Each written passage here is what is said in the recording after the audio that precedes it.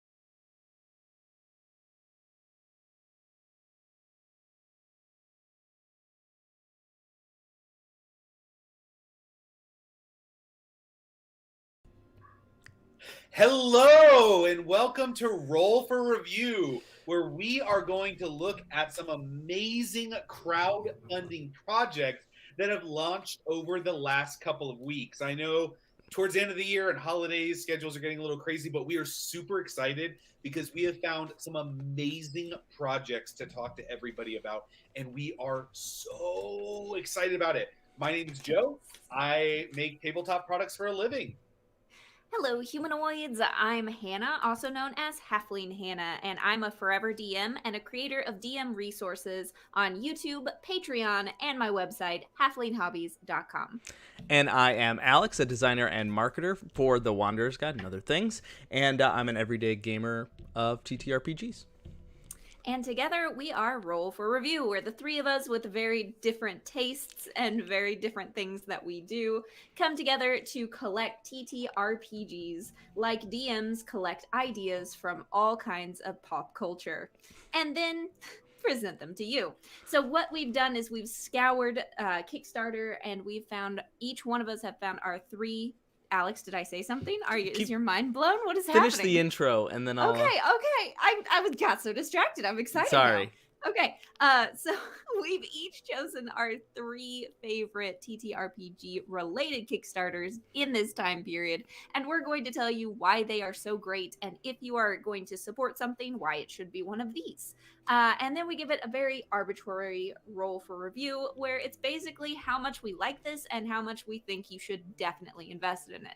And that is roll for review. Alex, what? Okay, we were just telling Hannah all about Noodle the Pug on TikTok, a Bones No Bones Day. No, So I must be the only person in the world who didn't know about Noodles at this point. a town or a city in your campaign that's literally follows the religion of Bones No Bones Day of Noodle the Pug. I was thinking of a secret cult. A secret cult. Where Like, they just have, this like, needs this to be like an animal that's just like old thing. And here's the thing.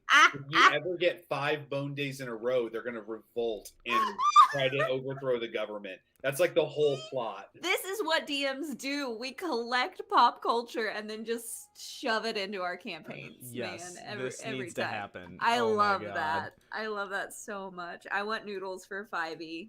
Can my that be a gosh. Kickstarter? That just gave me a really good idea for Zine Quest. Oh my God, maybe we can Yes. write one. We can. That's in That would February. be- Guys, that's coming up. We need to do something for that. Maybe we'll Maybe. talk in January. Okay. Maybe. Everyone. All right. Sorry. Back to it. Are we getting started? I don't know. What Yeah, Sure, let's Joe, jump into you're it. I on think we're the ready to roll. go. For Yeah, review we're time. jumping in. Yeah. Okay.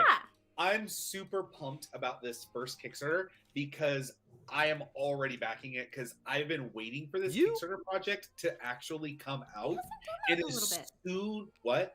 I said you haven't done that in a little bit. You haven't backed something for a little bit. Back like Oh, okay. I mean, that we know of. That's been That we announced know on a of. stream. Let's put it that We way. made fun of him so much he got self-conscious. So here's the thing. Uh-huh. I am about to move cross country, so I'm about to change my address. The amount of work that's going to have to go into redirecting all of my All of back those. Kickstarters to That's go rough. to my new address is literally Oh, going to be like a 12-hour project. It might be easier just That's to a keep the bummer. house and get a house Yeah. sitter to send you stuff. Just- Like, So I'm trying to figure out how forwarding addresses work because I'm not sure. But I think that that's a thing that you can like buy for a while. Is Yeah. a forwarding address, and then the post office redirects all of your mail to a new address, right?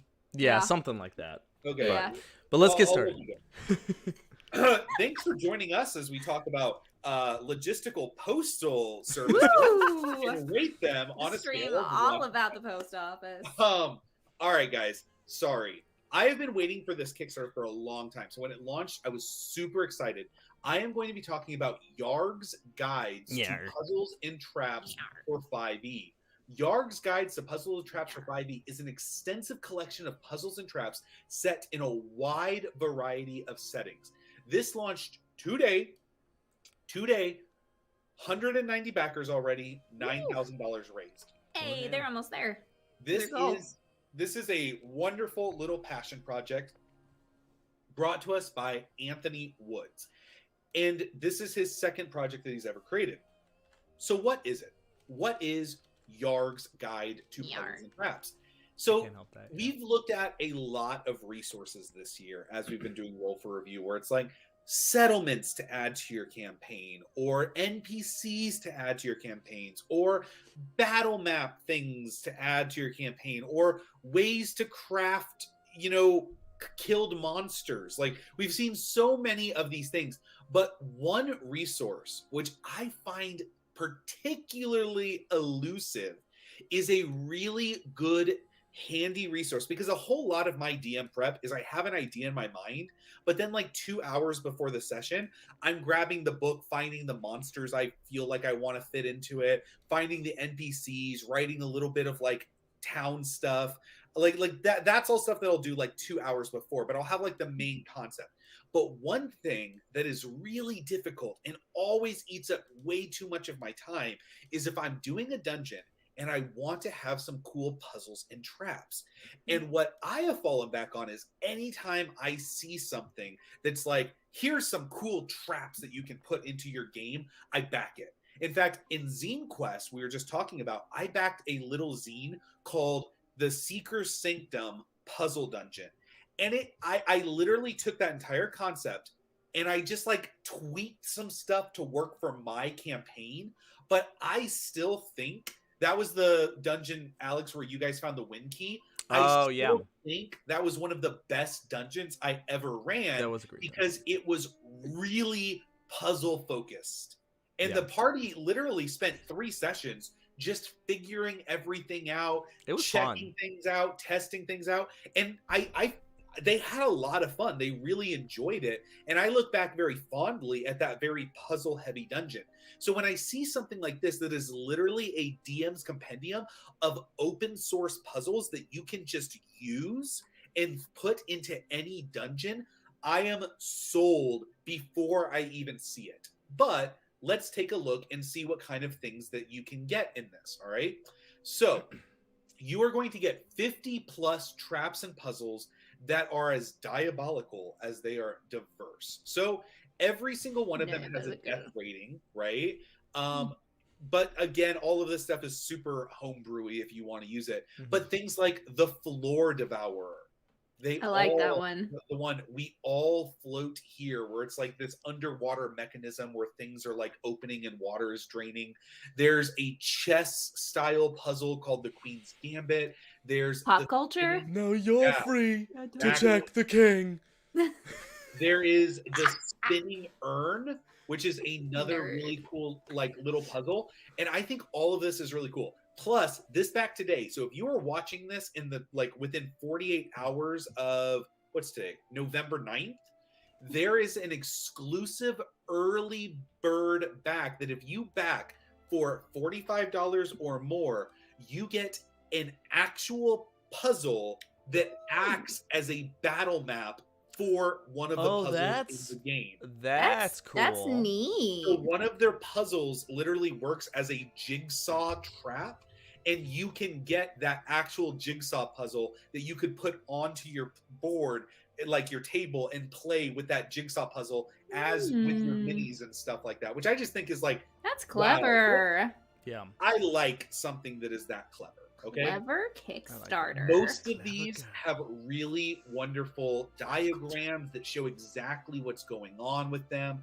The illustrations are kind of that like dark, moody, but I'm not really like the art's fine. It's not making me, oh my god, but it's fine. Yeah, it's good though. I kind of have, and it's consistent, which is my big thing. I hate inconsistent art, but so it's like super consistent. It's a spiral bound book. So they're definitely making sure that this is, very effective. But here's the other things that you can get with this, right? Like, what are the plussed up items that you can get besides just the book? Well, one of the things you can get is a set of battle maps where on one side is the regular version and you can flip it over and it's the activated trap. I've activated my trap card. So there, How many pop culture references am I gonna make? so there's a regular version and a triggered version. And for the triggered version, I just like for some reason just see like a guy in a red trucker hat being like, Triggered. You've activated my trap car. live guards. It's a trap. So I love that they have this thing so you can be playing on the battle map, but the players don't know it's coming. And at some point, something happens and it flips, and it's like, oh no! I love it. It's really, really cool. The other thing that they talk about, and here is something they don't really show it a lot, okay? But one of the other things that they talk about it in the video, which I watched, is they have, and you can see it in the reward tiers, it's called the printed handout cards. Mm-hmm.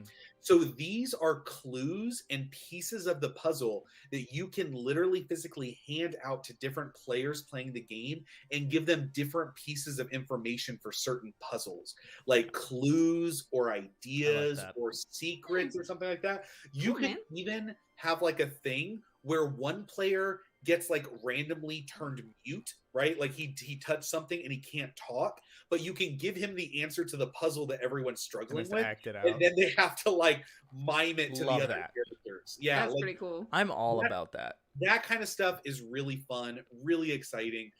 I'm super pumped about this project because I mean, I'm looking at it. I have not dug into this and saw like, oh, how devious and how interesting. Like I look at this and I go, this is 50 traps. And the way that I DM prep is I have a shelf full of DM resources. Like I am literally almost out of room on a full Calyx shelf of all of the DM stuff that I. A what by what Calyx shelf? What? A what by what? 4x2. I have a 4x2 that is like all RPGs. Oh my God. Which is still a lot of books. That is a lot of books, especially because they're not thick. Yeah, there's a lot of thin ones. Yeah. One entire shelf is mostly zines. I backed a lot. Oh my God. Guys. Well, they're so cheap. So I love Zine Quest. All right, sorry. But here's the really cool thing. I just pulled the book off, and I just open it up, and I'm like, ooh, cool puzzle, cool trap. I'm putting that into my thing. And now this dungeon that I just created, and I put some monsters and whatever. So like I have a few different dungeon options that my players are about to go to. They can go to one of 3 different places right now. And there's 3 different dungeons that they can kind of end up in. Yeah. And I would love to be able to have something where I can just pull it and be like, there's a puzzle in this dungeon, and I can set it up however I want, because you just pull it off, learn the concept, homebrew it into the dungeon that you're already going to be using anyway. Love the concept, love what they're doing, love everything about this. Price, sorry, Hannah, Alex, what do you think? I super love useful. This stuff. Yeah. Yeah. I mean, there's nothing really to say. Just something useful and looks like it's well executed and like solid. I like it. When it comes to gameplay, this is the kind of stuff I love. I love like trying to figure out traps. I love trying to figure out clues. I love the little handouts, things that can get you more engaged. And rather than, for example, if somebody's just sitting around for a while because somebody's trying to do something, or things that get other players involved when someone's doing one thing or another. There's always gears turning. So I like this a lot. You mentioned this about the art, and I agree. And this is just from a fun branding idea perspective. Part of me kind of looks at this and goes, they could have like made this seem like it was coming from like some sort of artificer, and this was his like blueprint book. Ooh, this was like their blueprint book, and I like the blueprints better than I like the art. But if there's like notes on the side, make it look more themed, like this is just some madman artificer's trap book. I think they are kind of going for that, which is why they called it Yarg's Guide. Yeah. And if you look at some of the blown up images, they do have like some like pencils and like little almost like sketch markings on them. But that's the thing, like if you're gonna go for that, go for it. Go for it hard. Because I think that is a really strong way to go. And if they are, doing that a little bit, like absolutely, but lean into it. Like I said, have some tears, have a little bit of like Easter eggy type notes, or just things that establish your universe, especially if you have a type of like character like Yarg. You want to almost create that character within this book. and it gives that extra like, oh, I'm picking up as the DM, I'm picking up Yarg's book. Yarg. Ooh, I believe Wes. Apologies, Wes, if I mispronounce your last name. Mikalakos is in the comments and says that is the plan. So I assume, Wes, you are involved with this project. So welcome. Thank you for coming by. But yes, do it. We're here for it. Here Lean for that into plan. it. Lean into it hard. People will It's love a it. good plan. People will Heck love yes. it the more you lean into it.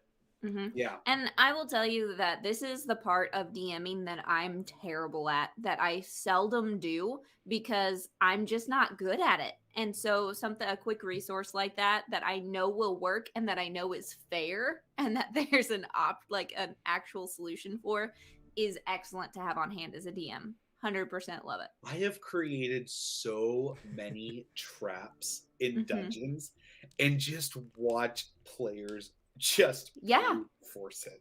90% of the time, I don't know how to solve it.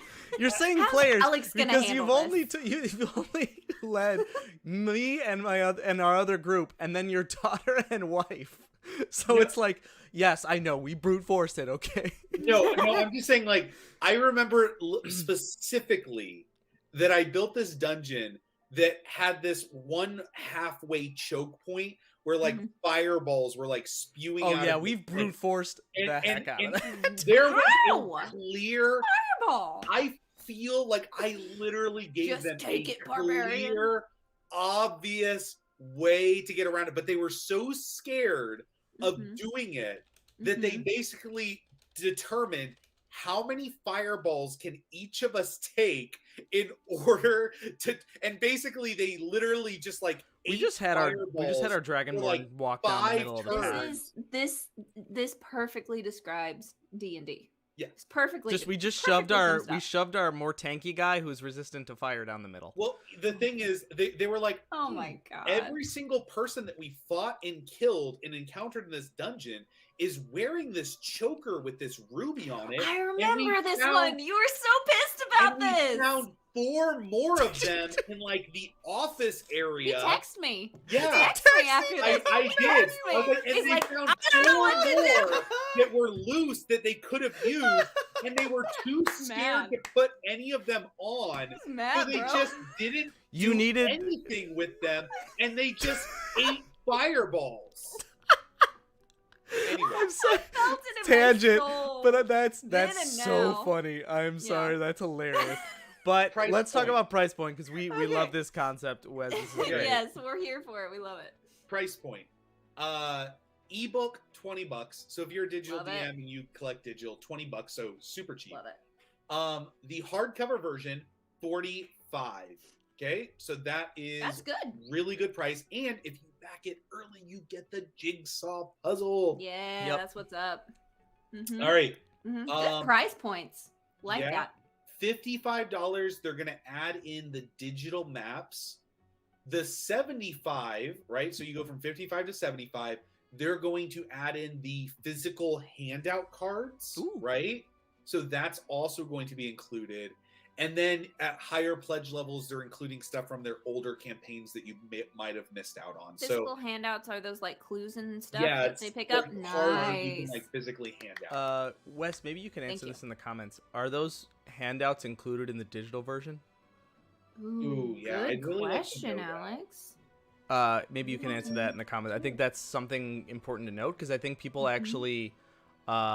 How many fireballs is $55? Someone asked that in the comments. Yeah, are those included? Because I'm sure people would want them, and it's maybe something to consider. Yeah, but either way, I got to give this a roll, guys. Yep. I'm really biased because I need this product. I have been seeing this advertised on Facebook. Are included because I back so many Kickstarters that Facebook is like, I know what you're gonna buy. It's like feeding you. Yeah, do it. And so I've been seeing this about to launch, and then when I saw it today, I was like, oh, it's that thing I've seen like 20 ads for on Facebook. So So your marketing's working. Wes. Yeah. Good job. So it's targeting the right guy. Yeah, it's hard to This say. guy. I just happen to have a channel that talks about it too. So Yeah. um, So what's your role? yeah, I am going to give this a 19. Ooh. And I am going to give this a +1 for how Wow. GP useful it is. Dang. So not a Starting off natural strong. 20. Dang. This is not a Unnatural nat 20.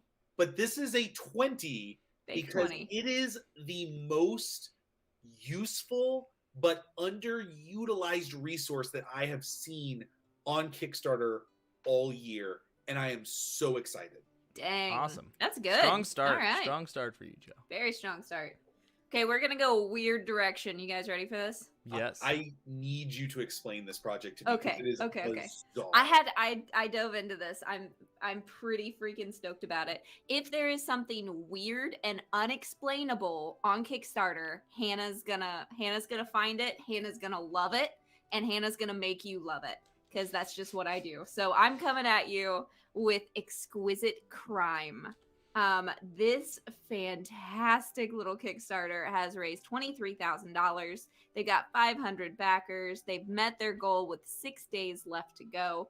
And its description is a surrealist detective storytelling game where crime is an art and you are the artist. Love that. So poetic. Okay, so here's what this is, guys. So there's no GM in this. It's GM-less, and it's for 2 to 3 players. It's supposed to take you about 3 hours. And you are paranormal detectives who are trying to solve a crime while through like your visions. So you have visions of things that happen, which are on cards, but you cannot like write them down while you are in the middle of that vision. You have to describe them to someone else who writes it down, but they don't write it down. They draw what it is that you're seeing. Okay. So what you end up having is you have like 3 parts because you've got 2 to 3 different people, right? And you take turns creating different parts of both who committed the crime, where the crime happened. You end up doing the motive, like all the parts that you need to solve a crime, you end up finding through this. And you create a collaborative piece of art together that explains this crime. And it sounds super weird, but Just also a like Pictionary clue.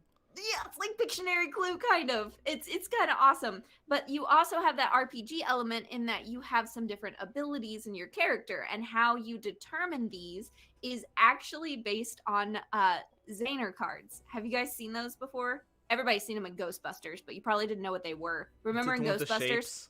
The one with the shapes where you try and guess what the shape is?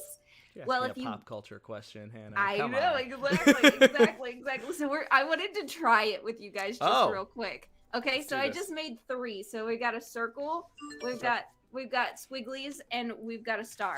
Okay. So I'm gonna hold one up, and Joe, you have to tell me what is on this card. Squigglies. It's a circle. So see, you'd get a trait from the bottom of the list because you got it wrong. Alex, what is this card? You said a star was one, right? Yeah. Star. It's a star. Look at him. He's so good. So you'd get one from the top of the list. 50% chance instead of a 33%. I put them all together. I have the gift, Joseph. I have the gift. Joe, your turn. What is this card? Squiggles? No, it's a circle again.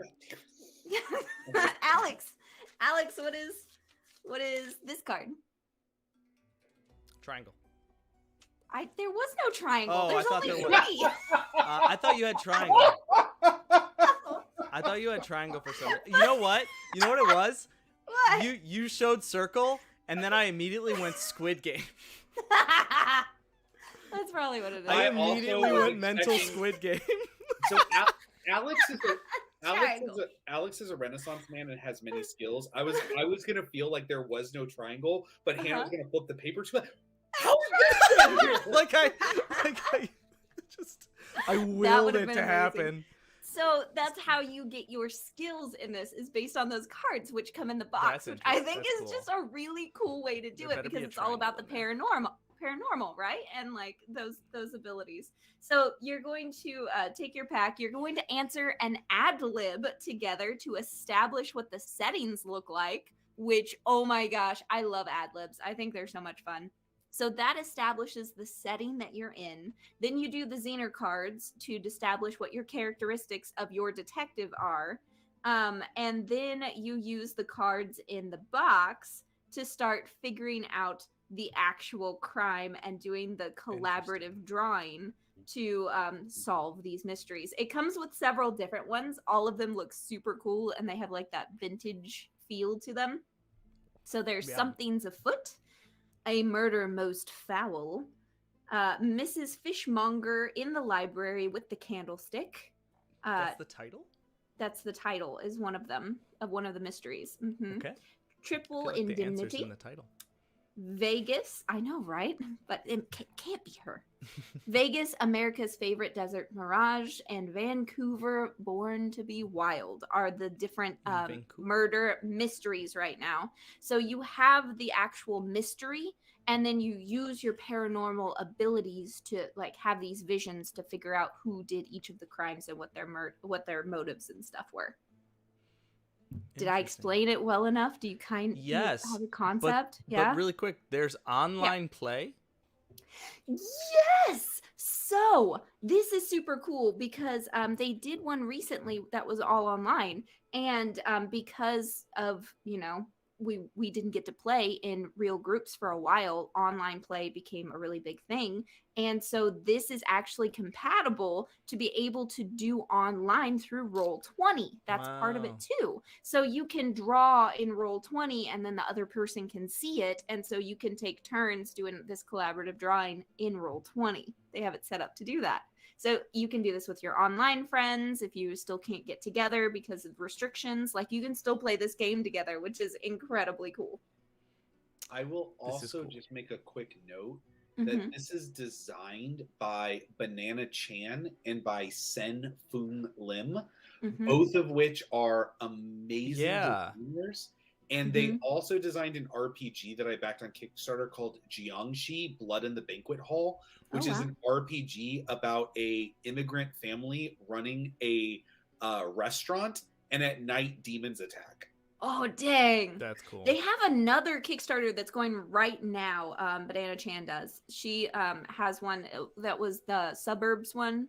Yes. That was, even for me, I was like, this is strange but intriguing. So if you're into strange but intriguing, there's that one as well. But yeah, overall, I think this is just a really clever and interestingly done Kickstarter. Yeah, it's just really, really fun. And even if you can't draw, don't let that deter you. Stick figures can also be very entertaining. So let's look at, well, first, what do you think? Would you play this? I know, Joe, you were questioning when I picked this one. I would, because it's very unique. I'd try it at least once. I would play this, right? I would play it.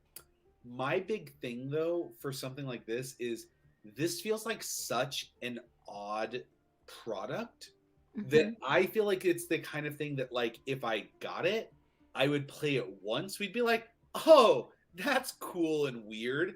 And then we would put it up and never play it again. Maybe. But that's very specifically for how I feel. Yeah. Well, this leans definitely more towards tabletop than other projects we've talked about. And Hannah, if you are not aware, when it comes to tabletop, Joe loves like finance games. Joe loves heavy finance numbers games, correct? Unless that's changed, Joe. No, like that's what I want. I want that's how you torture Hannah. Weirdly, that's why I started playing RPGs, is because I felt all the board games I played that had narrative elements were really like lame. Not enough. And were like, here's some text on a card. You want more. I want an open world where I can do whatever I want, because the games I play are just numbers on a spreadsheet at the end of the day. Yeah. No, I can't do that. So that's I like why the weird. I like the funky. I love You? drawing collaborative stuff. Love it. No, I That's me. think this is a lot of fun in it. Definitely. I mean, a couple weeks ago we all played I did a murder mystery party, and Oh yeah, I did. which was a one too. lot of fun. And so I It feel like definitely that has same that group. feel to it, you know? Yeah. And I love the style. They leaned into that wacky and weird Agreed, with the yeah. style, and I think it's perfect. I think the style for this is I'm absolutely surprised perfect. this only has 500 backers, to be honest. I know. Yes. I I'm know. surprised. It passed It's its goal though. It's so doing really cool. No, well. it absolutely But it passed has its goal. 6 days to go. I want this one. I really want it just to have it, you know, just Yeah. pull out and be like, hey, nobody has to GM. Everything's already right here. Let's draw some weird shit. Oh, sorry. But let's draw some weird stuff. You know We what I get a mean? couple. It'd be We're not super cool. we're not looking to make money off of this. We're not Okay, putting I'm- ads on it. Sorry. It's How marked as much- adults only. How much? Good, does because this Joe talks cost? about cake all the time, so We all talk. We all talk about cake. we all talk. I actually need to check my next project if there's cake. We'll see. Ooh. But Okay, how so much does prices. this cost? Prices $20 PDF. You know, I love that price point. I love the $20 digital PDF. $30 gets you your roll for review stuff so that you can do this completely Roll 20? online if you Roll need to. 20? Roll for review. Not us. Sorry, too many rolls. Roll 20 gets you your roll 20 so you can do this all online. And that's going to be available in June. And then $40 for the physical copy. Just $40 gets you the print and play and And the there's a lot physical in copy of stuff. Yeah, there's a lot. There's a lot in these. 60 gets you literally everything. If you want the deluxe murder in a box that has all the cool stuff, then you're looking at a 110.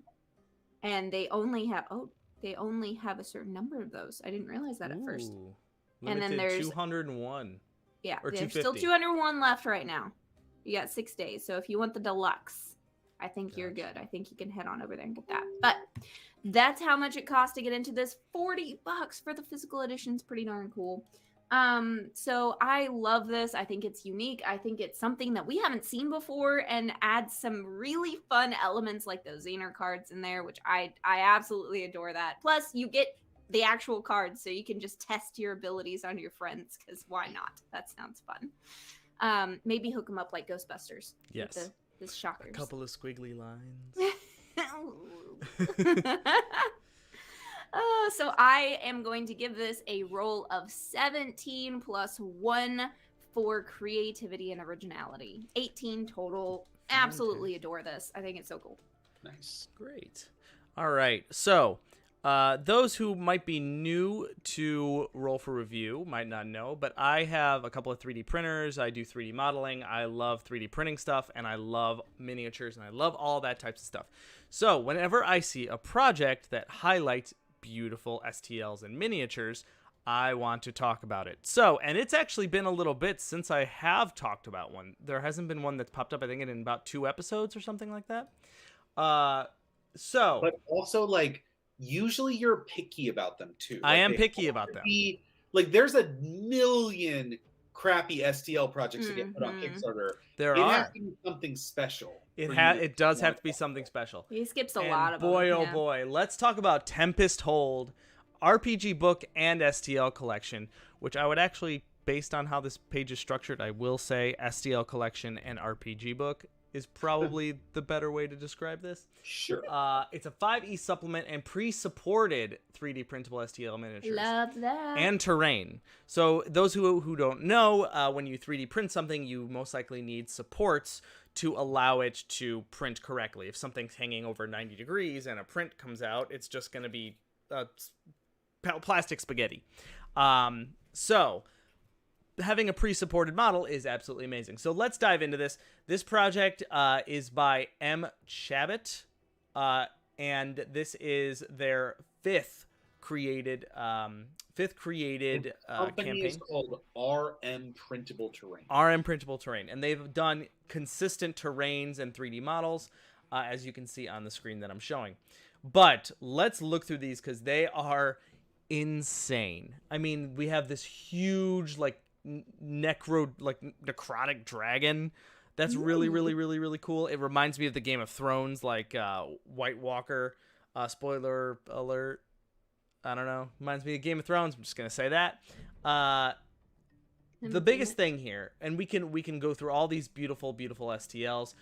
We have the Tempest Old Guard. We have all of these characters that are absolutely beautiful. You got Dwarven folk, or what they call Malixen's folk. The big thing here that stood out to me is I'm going to show you how long this takes to get to where it says the RPG, where it talks about the RPG. And we're going to scroll by some absolutely gorgeous models. Obviously, all this beautiful terrain that has a locking together mechanism, which is really, really cool. I like that. But let's go all the way down here. Inside the book, which is more than halfway down this very long scrolling page. It's like 2/3 down. It's 2/3 down. And even then, it's very small of what comes in this book. And move that up is going to be my first critique here. Your STLs are beautiful. But if you are going to push down the information about the RPG book, which is in your title, at that point, you're just guaranteeing no one's going to see it. And not everyone's going to watch your video. So for example, this book, this RPG supplement has 11 new encounters, 5 new races, 5 new classes and subclasses, 20 plus new NPC stat blocks, 35 plus new magic items, 35 plus new spells. All of these different things, and the page looks very well done. It looks exactly what you pretty much get from a Wizards of the Coast book. It looks very well done, but there are 2 images of it, and that's it. Here's my thing, right? Oh, if wow. I were backing this, I'd be backing it for just the book, because I don't print STL models. And Like, you've I put don't this all the way care. down. And like this product, I'm like, by the time I found information on the book, I'd be like, I'd be out. gone. Yes. So, when you have such strong STLs, that's great. You are going to get the right. You're going to get the right market for that, especially for someone who's been putting out STL files successfully as these guys have. If you're going to advertise a secondary part of your project in the title, that needs to be within 3 scrolls of your page. You need to summarize that and bring that up. Obviously, you have raised $44,000 and have almost 600 backers with 13 days to go. The suggestion would be to bring that up, and you would most likely get more people who are looking into the RPG adventure and have a little bit more detail there that will want to invest more in your campaign. So that's, and those of you who are new to Roll for Review, what we want to do is I'm not tearing apart this campaign. The STLs are absolutely gorgeous, and they do an amazing job, and they've obviously done well to raise the money that they have. But also, we want to take a look at this as also learning experiences, as most Kickstarters are.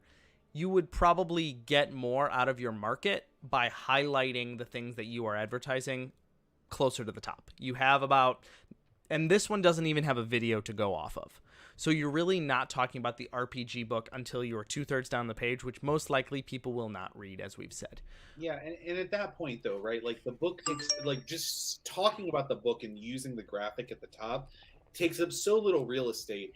And if people are in there for your STLs, like they're gonna look at your STLs. Like you can still have your best foot forward there, and then people will continue to scroll and scroll and scroll. But the book is just buried underneath all of them. Very buried. Very buried. So obviously, but the my STLs, God, these STLs are so beautiful. They are absolutely gorgeous. I mean, I like the purple too. Like I like the hue, the choice of saying like this is the way we're going to show off our models. It looks very good. Yes, those dwarves are awesome. Absolutely. I really like the dwarves. And again, they're doing an amazing job with these, and I would totally buy all of these miniatures made and would want to 3D print these, especially because they are pre-supported, which is super, super helpful. That being said, let's talk about the price point of this, and I'll give it a roll. PDF of the book only, which, here's the thing. Again, if your book is all the way down and your first pledge level of $21 is PDF only with, and they actually don't mention this, 11 high-resolution digital maps and NPC cards. Where the maps at? Where are the NPC cards? Where are the maps? $21. those aren't really mentioned anywhere. Book only. Your first 2 pledge levels are with a book that is more than 2/3 down the page with 2 graphics. Yeah, if I'd went for the STL files, I'd be like, book? What book? So for this right now, your first 2 pledge levels, 3 pledge levels. We've hit it. Like, Okay. STLs starting at $61. STLs only at $61. STLs in PDF, $69. Then $81 all in. That's $61. Cheap all-in pledge. That is a very cheap all-in pledge.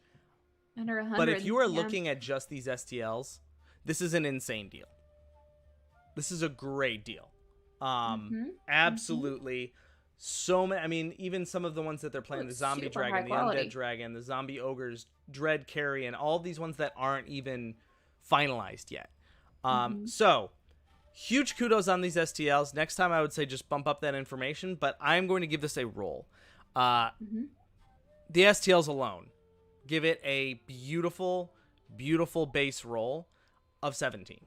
The STLs as a product of what they are right now, but I'm going to have to give this a -1 for talking about an RPG book that is pretty low down in priority.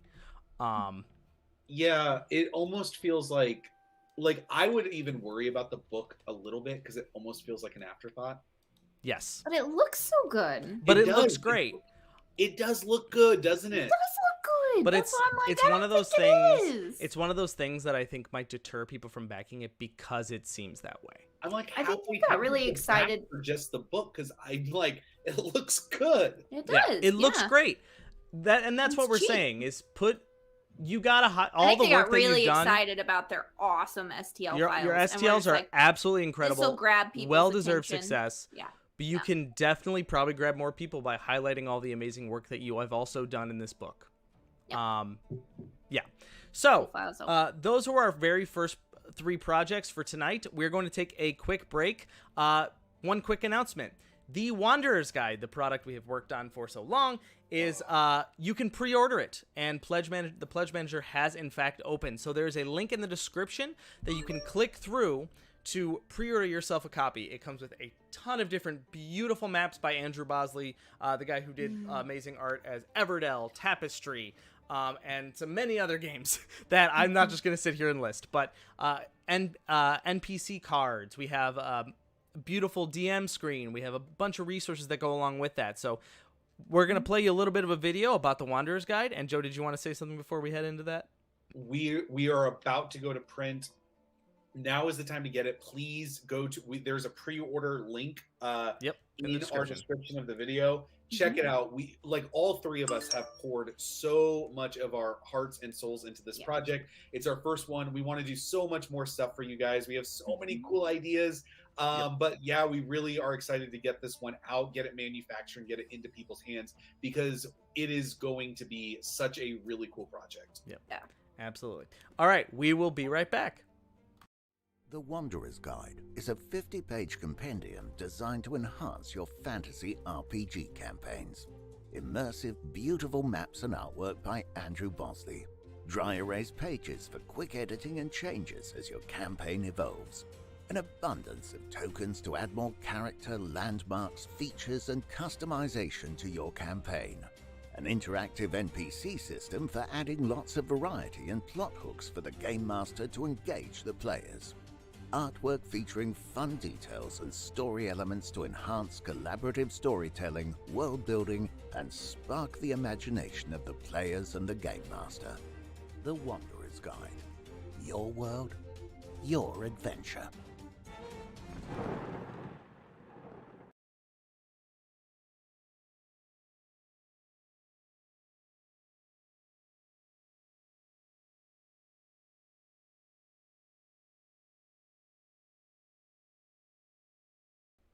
Hey everybody, We back. Hi. Guys, I am going to talk about the big boy tonight. Ooh. All right. This launched last week. 9,487 backers $870,000 raised. Whew. 22 Yeah, you got a big days boy. left to go. Dang. What is this monolith? It's Mothership, sci-fi horror RPG, first edition boxed set. Everything that you need to play Mothership in one horrifying box. I have heard about Mothership. I even actually backed a Mothership zine during Zine Quest, which was the Dying Hard on Hardlight Station, which was like Was it? Alien mixed with it's a module for playing Mothership. Mm-hmm. So like I don't need the box set to play that, but that is a really that is based on this system and is set in this universe, right? Very cool. I am so excited about this, and I'm backing it for That's about right.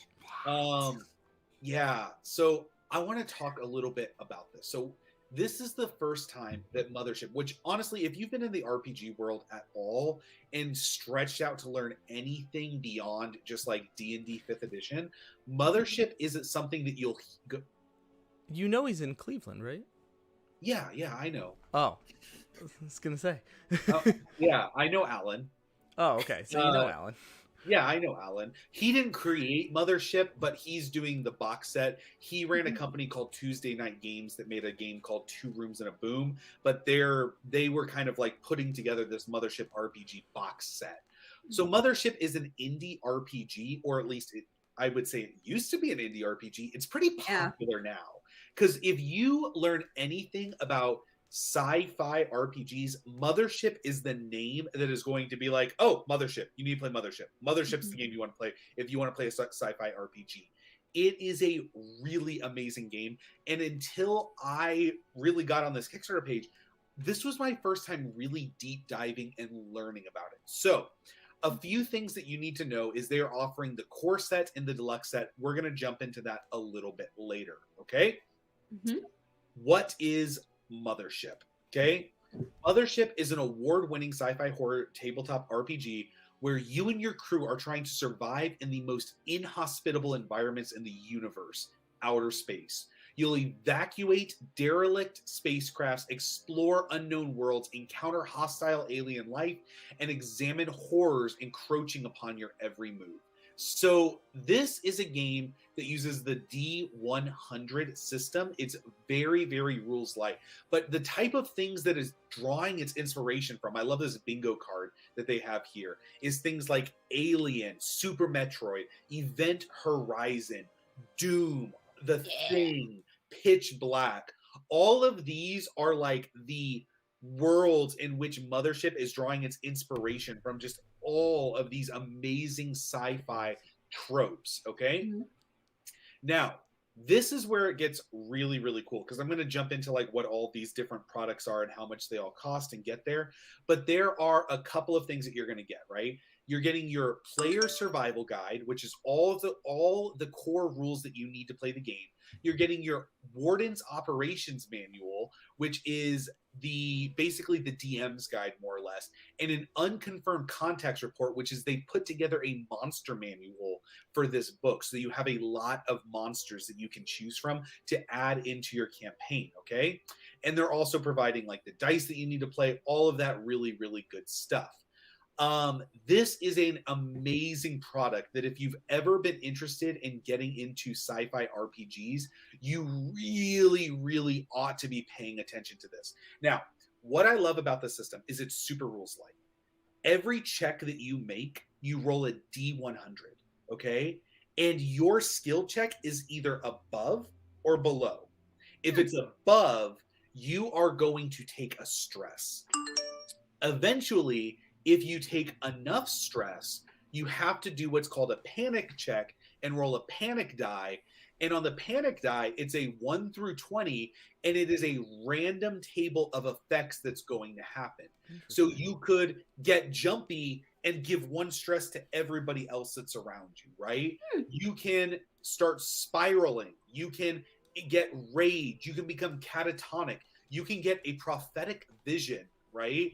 all of these things happen when you make your panic checks, right? So there's also no leveling up in this. There's no leveling up or experience that you gain. It just is. You simply get to take shore leave. And when you take shore leave, you get to like spend your stuff and do different things and use experience to gain new skills and stuff like that. So like all of these things are like a part of like the experience. And here's another thing that I love is when you take damage, you just roll a d10 and that determines how severe the damage that you're taking is. And here's the thing, none of these characters, like when you play D&D, your characters are freaking superheroes. In this, no, you're like you're just a person. Yeah, you're like a dude, right? Like or Nice. a woman. That is Like, what your character is. So you die in this game. It is meant for you to die in this really, really dark, black space. Because I love it. Because you roll a d10 to determine the damage. And I love it. Head explodes. Death is one of the things on the chart. Oh my gosh. Death. Shot in head. Death. Engulfed in fiery explosion. Death. And where are we seeing this? There's a chart under the violence thing that talks about what kind of injury it is, whether it goes from a flesh wound all the way to a fatal injury, which I just think is just absolutely insane. And I was just learning so much more about this system and how it's meant to be immersive, it's meant to be story driven, but there's still a good amount of checks that you're supposed to be making for your characters. And this panic system, basically this is meant to create an ominous, dark, oppressive, panicky feeling in the group as you do these different things. And I love that the actual mechanics of the game are conducive to the atmosphere the game is wanting to create. Yeah, I feel like you wouldn't have like some form of like you don't really have a response time with this kind of thing. So having it be super rules heavy is like, it takes you out of that. With this, it's kind of like, roll that yeah. So let's talk a little bit about price, and then I'm going to get your guys' opinion, because I think the price is something that we also want to talk about and have a conversation about. If you just want the core set, you just want the monster manual, the player's guidebook, and the DM book, $59. You also get a GM screen. You also get the dice that you need to play. You get a little box set to put everything in. $59 for that. Really, really wow. $99 is going to get you the deluxe set, and I'm going to talk about what all this stuff is, but $99 is the deluxe set. And then there's the mega bundle for $199. So let's talk about what that $59 gets you. Besides the GM screen and the dice, it's going to get you the survival guide, which is the player's guide. It's going to get you the Warden's Operation Manual, which is basically like a big like way to start a campaign. It's really like DM's notes for how to like help run a campaign in the system. The Unconfirmed Contact Reports, which is your monster manual. Then if you decide to go to the $99 level, you're going to get all of these adventure modules that have already been created for this game. So there's one called Dead Planet, which is a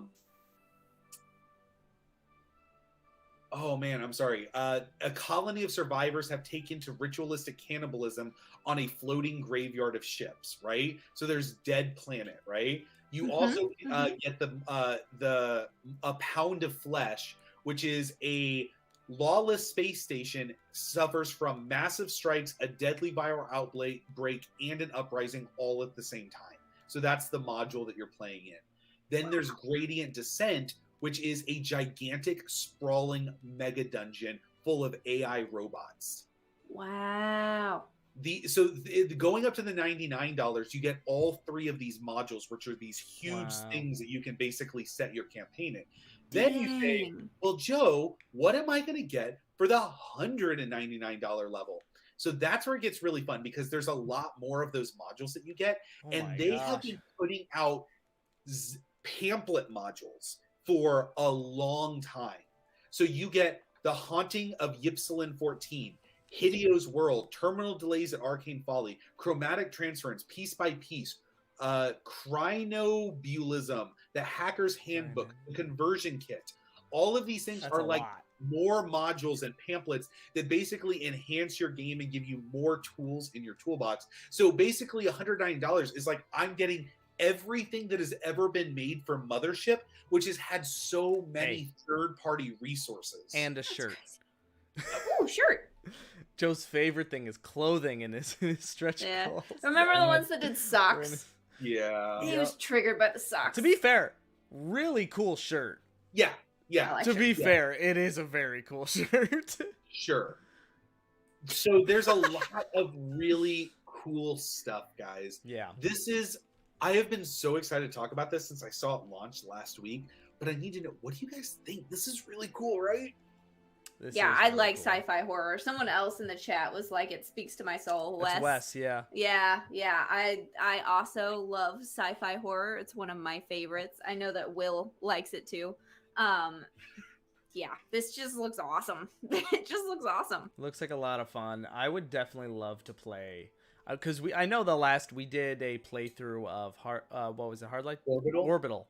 That was Orbital, so good. Which was a lot of fun, and if you Yeah. haven't seen it, go ahead and check that out. We, along with a guest of ours, Emma, played through Orbital, and essentially we were all on the space station that we had to make up all the details about and play through the entire storyline.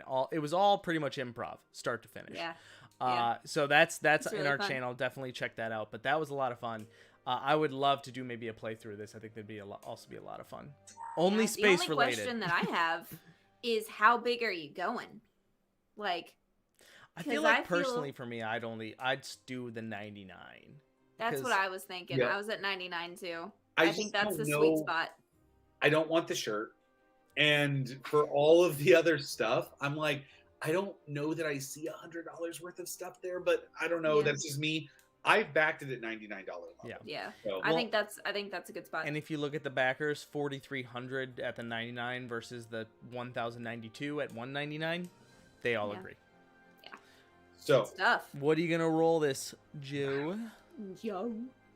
Yeah, we can. Yarg. Narf. Sorry. Go ahead. We're listening. this is a nat 20 for me, guys. Ooh, Joe rarely This gives is a out nat 20. straight up Joe! nat 20. Joe's feeling I- generous. Yeah, Joe Loved feeling generous today. Everything of. To be fair, both. Like I said, They both are. I came into this before we went live, and I was like, I am super excited to talk about every single one of my projects, right? That is true. Yeah. Not every time am I like, sometimes I'm like, this project is cool and I want to talk about it because it Mhm. deserves to be talked about. But all of the projects I've chosen really are Actually excited. awesome Yeah. and really cool. Yeah. So I'm giving Mothership a nat 20 because if you want to be playing sci-fi RPGs, why have you not backed this already? Yeah. But then again, 10,000 people already have. So obviously Very people want to. Yeah. Cool stuff. All right.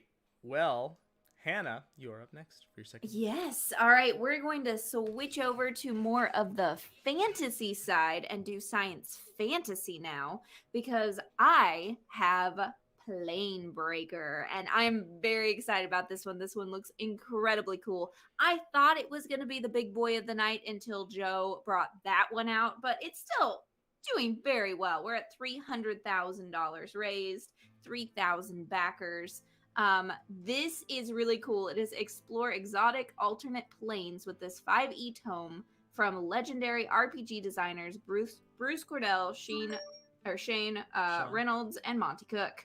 So this is an incredibly cool concept. So basically you have this moon that travels between different planes, and as it travels between different planes of existence, it kind of takes parts of those planes with it into the other planes that it visits. And you have chunks of these planes that can actually land on the planet that it is now at, or the area that it is now at, and creates like these, they call them whirlpools of other planes in the plane that you're in. If you're not familiar with 5e lore, there are different planes of existence that all exist simultaneously, kind of like pancake stacked layers. The material plane is the one that you're normally in, but you also have the elemental planes. You've got the celestial, you've got the Feywilds, you've got all this stuff. Well, this is a fantastic way to bring elements of those planes into whatever game that you are in, because this comet moon, I kind of feel like it's more of a comet, but they call it a moon. Travels between all of them, and this Kickstarter page is so engaging to look at. It's beautiful. It is art first, and then gives you details as you go. So you've got this Planebreaker, which is the moon-sized structure of unknown providence, and its debris tears across space and time. In its path, you can get caught up in its path, or you can explore its path to go through to different planes, and even end up in the city of Timeborn, which is the city that's like a part of the Planebreaker. And so you have this really cool city that nobody knows like where it's from, but there are all these clues that you can investigate it if you want to.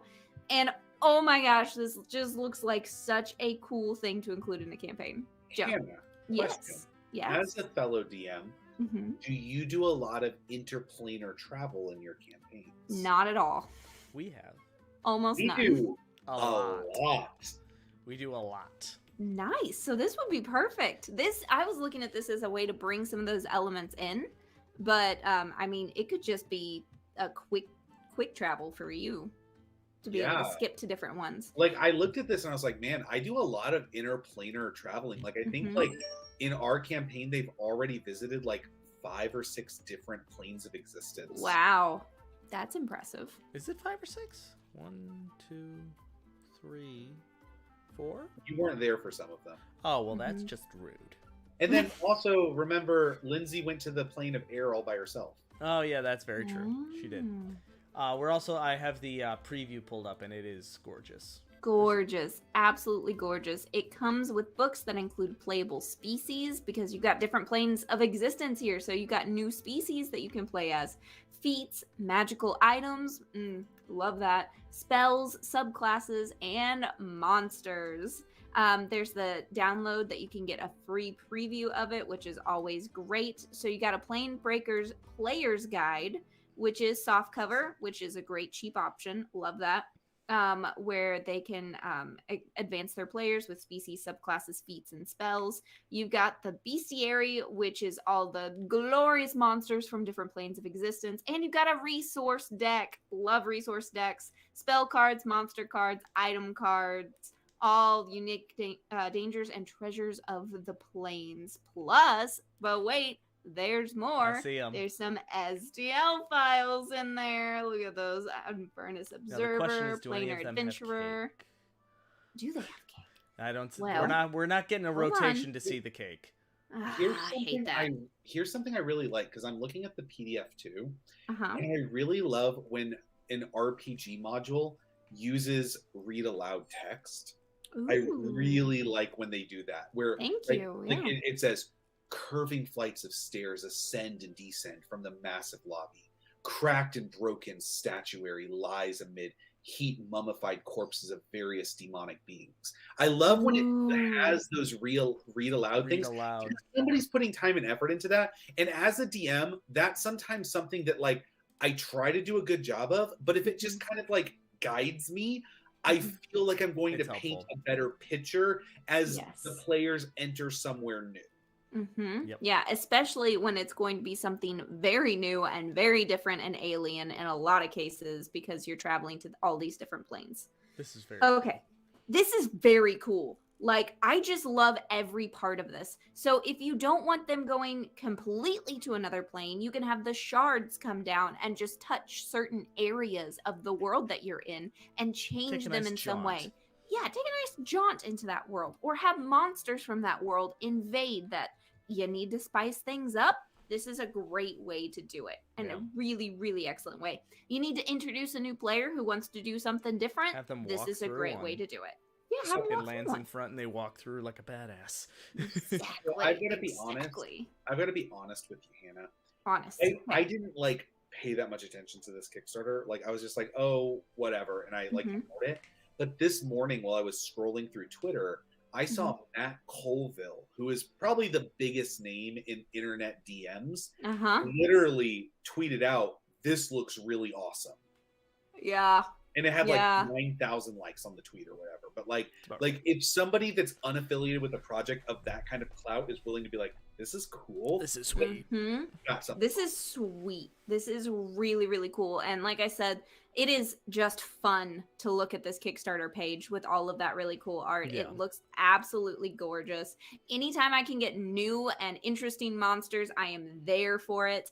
My interesting monsters and where to find them that I backed recently is shipping out soon. Which I'm super excited about. So I love monsters and it's great. Okay, let's look at prices real quick. Unless you have anything else to add about, it's just awesome. No, it's a really cool project. Yeah. So PDF $25, which is not plus 2 bad free at all. STLs. Plus 2 free STLs, which is super fun. Which is not bad because you're essentially getting like 3 books. Yeah. For that 25. So great price. Love that. If you want the Planebreaker in print, Path of the Planebreaker in PDF, and then the 2, so I'm guessing a combination, it's 20 or it's 55. Which I don't really understand. That's just the print version's 55, and then you get the PDFs too. Which is not bad. $55 is pretty standard. But I think your value's at the 110, it looks like. Yeah. We're getting there. For 60, actually for 60 for the PDF is where you get all 3 books. So the 25 is just for the path. And a bunch of miniatures. One thing I do want to say, files, putting this out there, obviously they're doing really well and they don't necessarily need this feedback, but if someone doesn't have a 3D printer or doesn't even know what an STL file is, which is a lot of people, that it has no value. Yeah, it's true. That's just to be blunt, that doesn't really have value to a lot of people. And even so, technically look at that as, okay, they're getting the books and that's it. I think that's why I think that's just why they do 2, just, for the ones. Well, this one at $60, you get STL Miniatures Pack 1 and Pack 2. So you're getting 12 miniatures. Yeah. So and really that's the just first look level at that. where you get all 3 books in your PDF. So I would just consider that Separate generally those. as you're just getting the books. And then they could, if they want, they can add on the STLs. Because I think to them, it's not going to make a huge difference. The STLs aren't bad, but they don't look anything as good as the ones we looked at earlier. No. So the value, if you want all 3 books, which I feel like you definitely would, is going to be at 110. That's where you get the print versions and the PDFs of all 3 books. Really quick, Sojourner's Awake in the comments is saying, what is an STL? So an STL is just the... Jonathan! Oh, hey. Sorry. An STL is essentially the file type for a 3D model that you would take to a 3D printer. You would upload that to a 3D printer and then print out that file. So STLs are more utilized by people who have 3D printers, or you're sending it out to someone to get it printed. So, for example, a lot of libraries Forge, anymore have 3D printers. You can, if you pay for the cost of the print, you can go to a library and print them too. Our library has that. You have a PDF. You send it to a printer, it prints your piece of paper, right? STL. An STL, you send it to your 3D printer, it prints a model. But even then, something to keep in mind is that even most libraries will not have like a resin 3D printer. And not a lot of printers will do miniatures well. It's very difficult FDM for regular is not FDM for printers. miniatures. So just something to keep in mind. But that we went off track a little bit. So we did.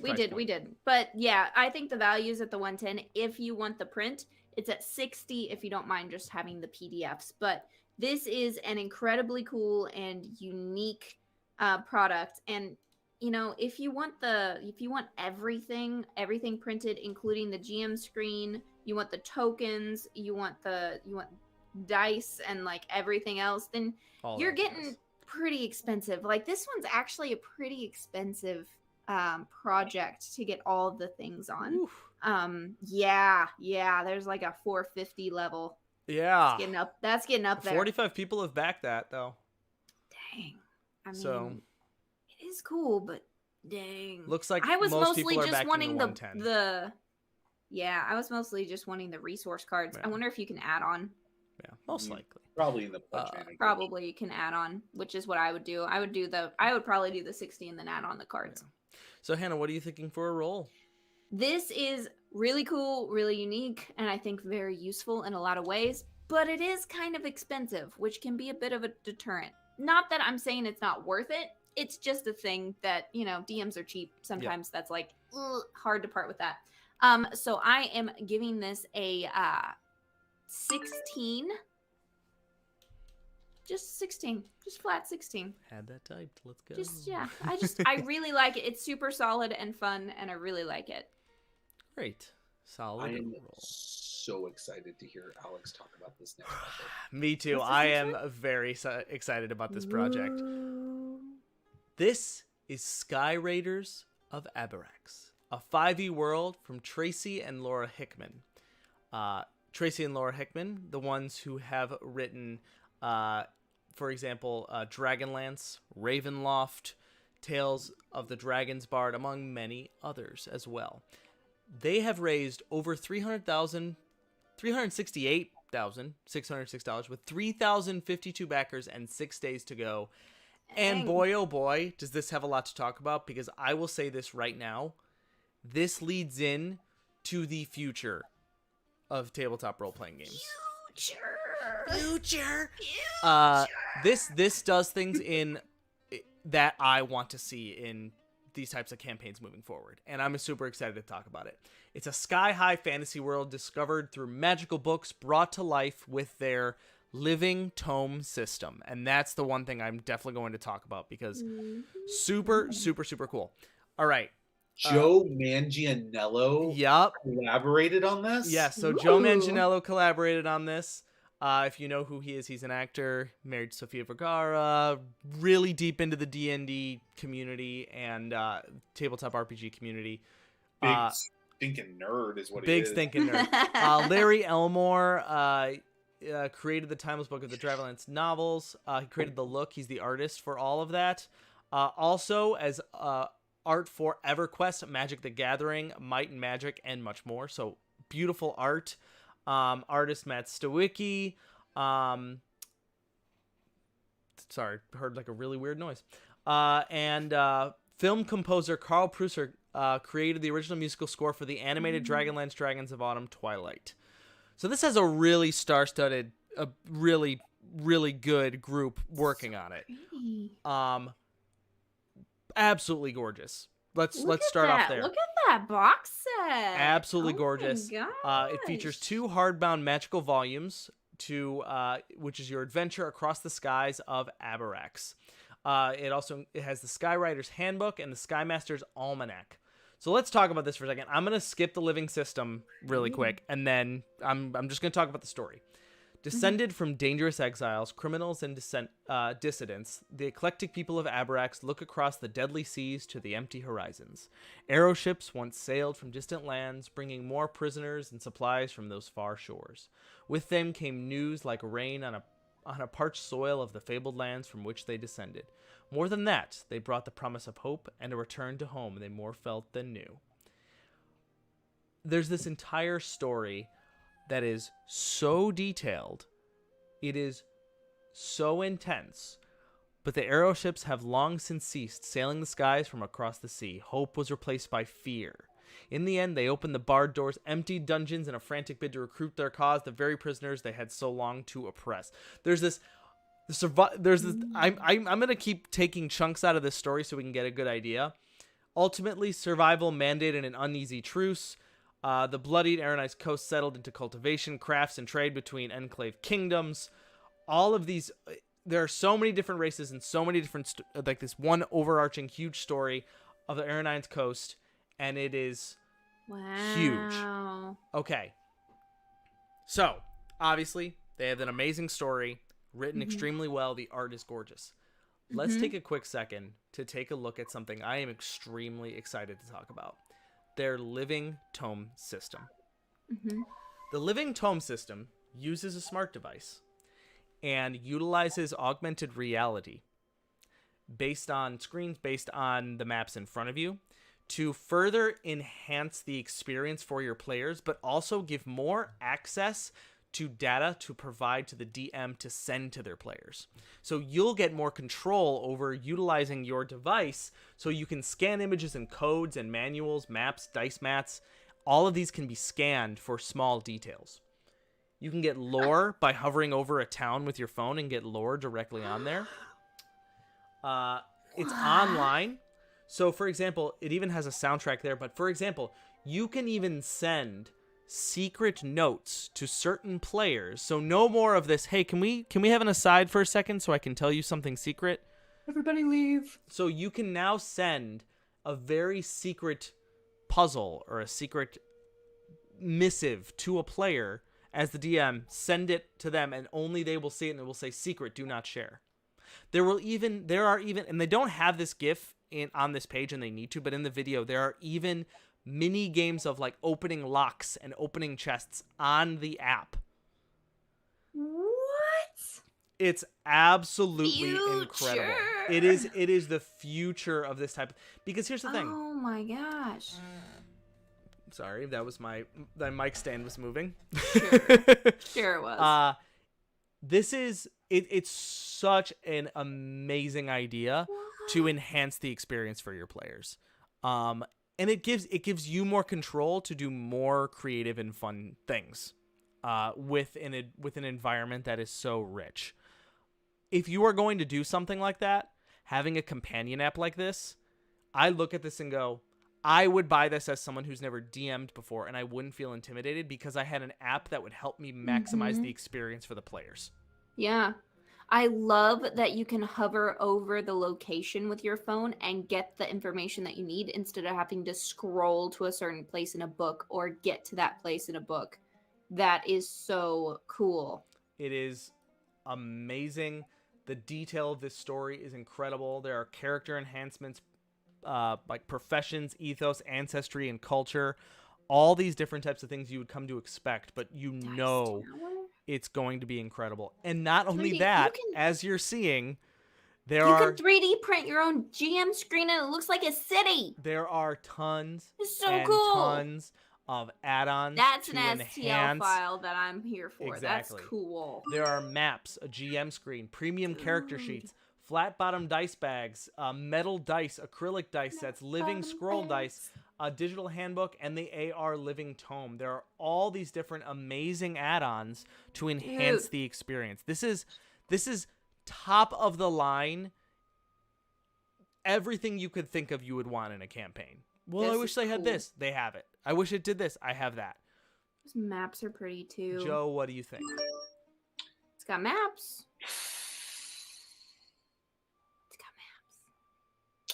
I think that when I look at this project, right, this is this falls into that category of, this is a campaign, right? Not a campaign, but like this is you're going to buy this and you're going to play this game, right? You're still playing D&D, but you're playing this game, right? It's a whole, it's its own thing, right? Yes. And so we see a lot of these projects, and we've reviewed a lot of them. I think one of the best ones I've seen so far has been that Horoboros Kickstarter that we reviewed. But this is the first time I've seen one of these projects and gone, I would play this. And not even like me, like as a dungeon master, I would be a player in this world and be really interested in the story that would be told. And that's something that I don't get a lot. Like my desire and draw to this is to go, this would be a fun sandbox to play in. And I really appreciate and like that. I would be really interested to see what a really skilled dungeon master would do with this backdrop, with this world, with all of this information to give a really good campaign. But that being said, I mean, it's very, very professional. The level of polish, it's crazy. The level of polish on this page, I don't know if I've seen since we reviewed Horoboros. I'm gonna go ahead and say this right now. This is the most I'm gonna be honest. This is the most professional and complete project I have ever seen on Kickstarter in terms of this. It has it's anything. It's a pleasure to scroll through. It has like, everything. It has everything that I would look at and go, yes, you have dug deep into what you want to do. You have offered things that enhance the experience. You provide multiple ways, and we're going to talk about price points for a second because they provide multiple ways for people to invest in this and go, you pick what you want. We have all this available to you. Choose what works for you. You're fine going with base. If you want more, you can. So let's talk about this for a second. $30 is where you're going to start with the digital raider, the Almanac, Handbook, AR integration with the Living Tome mobile app. And you get everything for that price digitally. That's both books. Yes. That's nice. Backer's choice. Your choice of a hardcover copy of either the GM guide or the player's handbook plus PDF edition. So you get one of the books as a hardcover, $50. Then the rest you get the PDFs. You do also get PDFs. So it's essentially, I want the book of this, and then the other one's a PDF, but I have both anyway. Sure. $100 hardcover set. All the books, all 3 books, and the app. $100. 3 books. 3 books? 3 books. No. Handbook. Books. Oh, sorry, 2 books. Handbook's the digital PDF. They're both. Sorry, yeah. Wait. Okay, you're getting the PDF and 2 books. We have another one. There's only 2 books, right? There's 2 books. Yeah. The collector's Almanac set, and Handbook. signed and numbered. Okay, signed and numbered. You're gonna get the books, collector's edition book, exclusively numbered and signed by Tracy and Laura Hickman. The PDFs, name printed in the Skymasters Almanac, and access. To be honest, this is the fancy slipcase pledge level. Yeah. This is the signed. I was gonna say this is the signed version of the slipcase, but you can have the slipcase for cheaper. Can you? Because I was looking for the slipcase earlier, and I don't think I can find it for less than $180. It says special edition pictured here. So anywhere it says special edition. This is where we're getting into the meat and potatoes of you're going to want to invest in this because it has all of it to offer, and you want to go all in to maximize the experience. $250 gets you the standard book, the standard almanac, the standard handbook, all the maps and charts, AR compatible, so you can scan these with the app, and they are compatible with the app to enhance the experience. The GM screen, 40 character sheets, the dice bag and dice, the living scroll and dice mat. That dice mat is actually also AR compatible to have other types of clues and hints and data. The digital PDFs, the app, and another set of metal dice. Those metal dice are dope. They're really pretty. And then if you jump up to $330, it's the same thing, but just the collector's version. Collector's version, yes. Then we have $520. Okay? Golly. Supreme Skymaster set. Standard Almanac, 4 handbooks. Okay? This is the same thing, but with 4 books for players, right? Yes. Yeah. All the maps, screens, everything. This comes with 4 players. Oh, but you know what I realized? They take away the fancy dice in this version. They do. But let's head up to $750 for the ultimate collector set. Skymasters Almanac, the collector's edition. Skyraiders Handbook, collector's edition. Collector's edition book box. This is where that comes in. Numbered book plates signed by them. Almanac standard, handbook standard, AR map, screen, metal dice, and everything that's below it. Whew! So 16 backers. So this is what I would do. I would probably do the 180, or I would do the 100, and I would add on the maps. Yeah, the maps I feel like are the most important thing. Yeah. I would love to see the maps as like the thing that they say, no matter what physical pledge you get, we're giving you the maps. Yeah. Like I feel like the maps make it super desirable to get that $100, but now I have to I don't know. I feel like the map should be a part of the $100 thing. I can get that. I would yes. I would agree. What I would do is I would buy the 100, add the maps and charts for $15, and buy the probably Living Scroll dice mat and dice. Because here's the thing, right? GM screen character sheets, dice, all of that stuff is superfluous. But the right? maps. The maps, so I always want to see a pledge level that says, this is all of our gameplay stuff. Mm-hmm. And then your other pledge levels have the stuff that doesn't matter, right? The dice don't matter. The GM screen doesn't matter, right? Anything that is AR compatible, you should have. So what I would say is that if they had a 150 pledge level, because it goes 100 to 180, like maybe 140 that included the maps, or they just included them in the 100.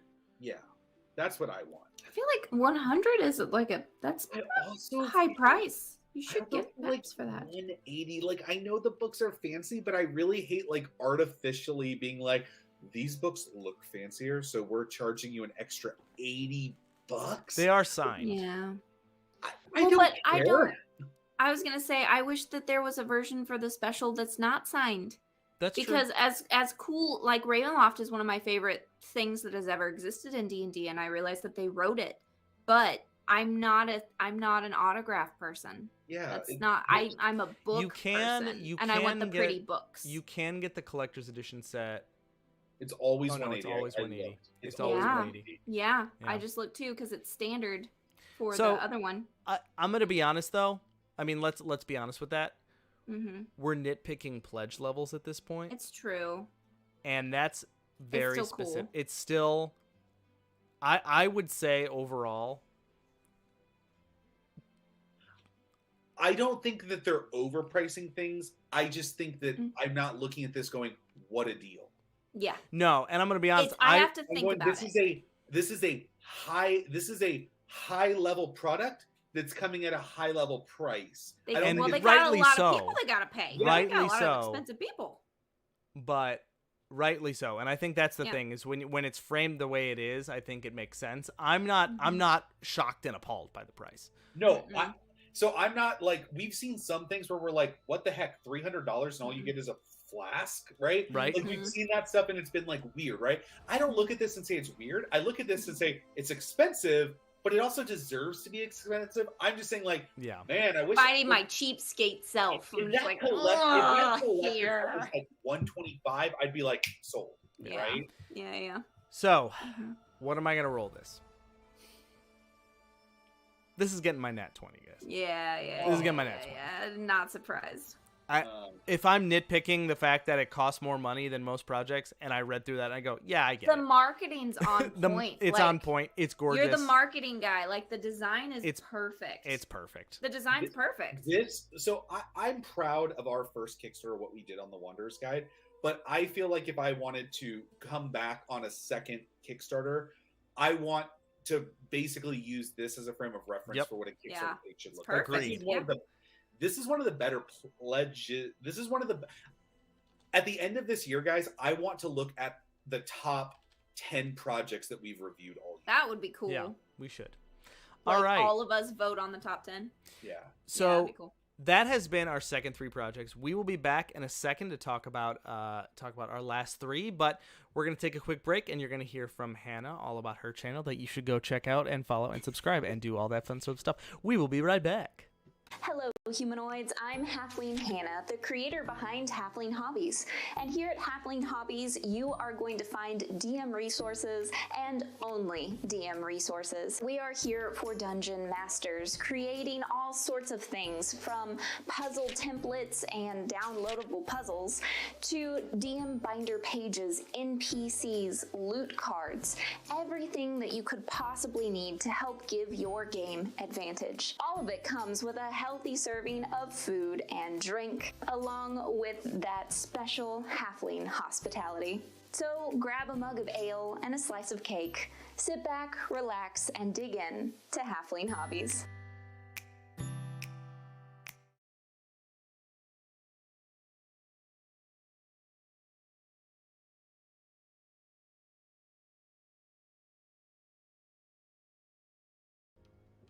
Hey guys, I'm not going to do a big, long, extended intro because I'm going to jump right into my project. We are talking about Fool's Gold into the Bellowing Wilds. a 5th edition campaign setting based on the hit YouTube series by Dingo Doodles and Felix. I don't know how to pronounce that last name. Ernich. I think. All right. This is cool. This is brought to us by our very good friends over at Hit Point Press, who make lots of really cool stuff. So and I know we're in the comments for a second. Yeah, and you guys know that we're going to love this product. Hit Point Press, like, if their stamp of approval is on this, you know we're going to love it. They did a lot for us when we did the Wanderer's Guide. We really appreciate them a lot. But I wanted to look at this project because I think it looks really cool. And it raised over $1 million. This is actually Crazy. the big Kickstarter of the night. Yeah, this is the big one. 9,284,000 backers with $1.2 million and 8 days left to go. Woo! So this is, Congrats, y'all.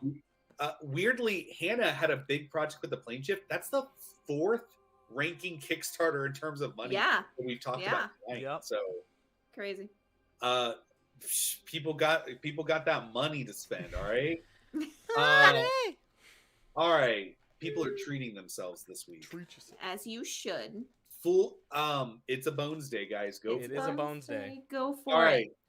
Fool's Gold. All right. Into the Bellowing Wild. What is it? It's a campaign setting. Okay. The way it worked is there was a group of people that were running a D&D campaign, and they had so much fun with the setting they created, which is this insanely deadly dungeon. Like or not a dungeon, a jungle. And this jungle was so deadly that, like, basically any NPC had to be, like, super powerful to even be living in this part of the world, because a normal person would die like 5 steps into this jungle. Everything was trying to kill you. Everything was dangerous. It was like living in Jumanji, right? Is kind of the way that it was, like, sold. And they had so much fun playing this and had such a good time that one of the players was an animator, and she started animating the adventures that the party went on and making into a YouTube series that became really, really popular. And now they're kind of taking that YouTube series that they've created and backtracking and saying, we want to make the campaign that people loved listening to the stories from available as a campaign resource for players that play D&D 5th edition to use for their own games. Very cool. What are we getting?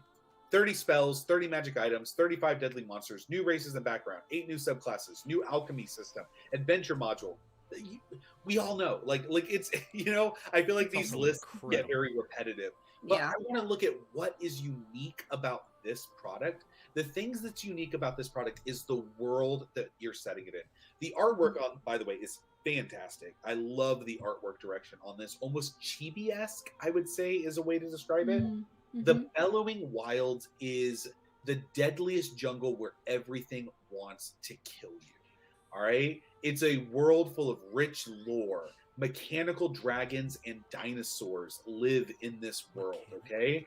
I think that you guys are going to be really excited about this, because I go through here and there's like new races like spider people, techno elves, dragonfly children, like raccoon, also weird, like chibi people. I think it's really cool. You see like all kinds of like cool new subclasses, like a gold mancer that can kind of like manipulate gold and stuff shaper, like that. Yeah, lots of really cool stuff. I love the fact that, like, if you watch the video, they even talk about this, but they talk about the monsters, and they're like, even the sheep that live in this jungle are deadly and can kill you. I'm literally currently on them right now, and they're literally eating a person. No, the sheep are vicious. Are they? Oh, they are eating a person. Oh my goodness, that is terrifying. Oh, they are eating a dude. Don't do it. Shark hounds. Oh my goodness, this stuff looks good. The art direction is it's like super cute, but so scary. Yes. I don't know. There's not much else to say. I'm not going to spend a whole lot of time just going through stuff. What do you guys think? Does this look cool to you? Does this look like a fun thing to add to your DM resource collection? Yes. Spider people freak me out. Here's something that I don't like it. I have not seen a lot of really good jungle resources for people and for DMs. one of the reasons that I'm interested in backing this is because I would use this as a resource to pull things out of when I was traveling to a jungle region in my own homebrew campaign. I might not specifically use the Bellowing Wilds, but I've kind of built this lore up of like, if my players ever decide to travel east into the world, it is a dense jungle that is extremely deadly, and like giants live there and all this crazy stuff. So they're just like never going over there. But if they ever get to the level where they decide to venture to that part of the world, I could use this as a framework to build what I want it to look like on, which I really for appreciate. sure. So I'm gonna put it into this frame. Say this just launched today. I had no background information, didn't know Hit Point Press was, but I know I love games, I love RPGs, and this started with $0, and we were at the very top of the campaign. I started this campaign, watched the video, I probably love it. Say I don't watch the video. I scroll down once, and I see this beautiful what's inside graphic. First off, that immediately grabs my attention. Mm-hmm. That's why One you start more. with your splash image. Says exactly what's in it, what's inside, right there. Scroll down once, I So see good. this beautiful image that has the models, the stuffed animals, the boxes, the maps, the miniatures, the dice, everything in one image, and now I'm hooked and I'm gonna back it. Mm-hmm. It's Three perfectly scrolls. laid out. Just It, 3 scroll campaign. 3 scrolls. That's all you should need for somebody to understand exactly what they're getting in their campaign, and that is it right here. 1, 2, 3 grabs your attention. All this and more. Great. You've already grabbed me here. I am already probably going to back it. But let's read a little bit more, and then you go into it. It's amazing. Here's the thing: is Hit Point Press. You know what you're getting. $20 PDF if you want it. $50 for the hard book includes the PDF. So I do appreciate that they do it. Thank you. If you want the box set, this is going to come with fold-out maps. It's going to come with the book. It's going to come with reference cards and standees and a collector's box to store everything. That's $80. And here's where Hit Point Press always gets me, is they always have that one step up, and I'm like, I need it. They do a really great job with their deluxe boxes. I've got to say, if you want to see one of the best boxes an RPG has ever made, go check out the deluxe box for the Heckna campaign that Hit Point Press did. I love that box and based the idea of the Wanderer's Guide deluxe box on that deluxe box. I love it. This one looks so good. It looks like a jungle temple ruin.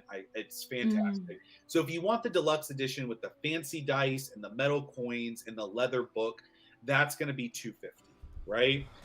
So you got a fancy boys version. You got, Heavy breathing. what are you looking at? I'm sorry. You're skipping over the $120 12-inch true scale Tarask miniature, because that alone, like, if that was just a Kickstarter for that, I would probably buy it. That is incredible. I want that so bad. Yeah, I skipped over it. Don't you dare. He doesn't care. He doesn't care. Oh my God. Look at that detail of that. Beautiful. Could you imagine being at your table and like being a DM and nobody knows that that's there, and like they're like in this forest, and it's like you hear this boom, boom, boom, and all of a sudden you just reach into this box and go boom on your table and drop this 12-inch tall miniature of this Tarask. People would go nuts. Dude, yeah. They would die. Holy crap. Literally and figuratively, Just like, they would die. Oh god, that thing's huge. It's this. It literally says bigger than a small dog. That's amazing. Sorry, I had to take a second because oh my god. Also, so much work has gone into that, and every love 3D that artist needs to be recognized. That for all the is work. how they make sure that you know how big. No, that guys, miniature is. it's bigger than Bigger than it's a bigger small than a dog. It's small. My cats would probably be terrified of that. So yeah, Now I want a TikTok of you just chasing. I feel $50 is for me on this pledge. I feel like what I want out of this is the content from the book. The other stuff is really cool and really nice, but it doesn't get me like, oh, I absolutely need this. I'm in for $50 because this looks like a great book for me to use. I love how well put together this is. Hit Point Press is knocking it out of the park.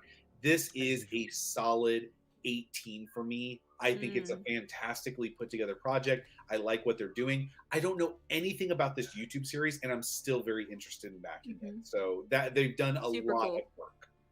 Nice. That's awesome. Absolutely amazing. Okay, we're gonna head from the jungles to a tournament. Tournament of Pigs is my next one. And we have reviewed, I think, the original Kickstarter of this. I'm not sure who did it, but I remember even back then I was so intrigued by this idea and I loved it. I absolutely loved it. Well, they've relaunched with a full box set. And if you have kids, if you're one of those that plays games with your family, this is a fantastic RPG for you. This is something that your kids can really grab a hold of, because this is a medieval competitive adventure where commoners compete to survive 12 deadly events to be declared the winner. This is so much fun. Okay, so they're at $26,000. Of their $20,000 goal. So this is good to go. There are about 500 backers with 8 days left if you want to back this project. So what is this? This is a level 0 adventure. And if you have no idea how to run that, they give you the entire rulebook for free. You can download it for free right now. But you are not D&D adventurers. You are commoners who went to this tournament to watch and got randomly pulled from the crowd to compete in this tournament and in this tournament of pigs. So there's all kinds of professions and different stuff that you can do, but you're all at level 0. You have no adventuring abilities. You are a commoner thrust into deadly adventures. You will probably die, and then a new person will be selected from the crowd to take the person's place, which will be you. And so you can just create another character. So here's how this works. Step 1, you roll a 0 level character, and it teaches you how to do that. You use your highest stat to determine your occupation, which I think is a really cool way to do that. So whatever randomly happens to be your highest, that is what your occupation is. Step 2 is when the tournament begins. So each character is randomly selected from the audience and dumped into the arena. The crap rack cards are spread out on the table, and players select one free item to take to the next event. First come, first serve. So if you see something you like, you better grab it. The next player must choose one of 12 events from the mysterious demonic wheel to begin. You then play through the event, and each event has a secret objective that you are trying to fulfill in order to win the event.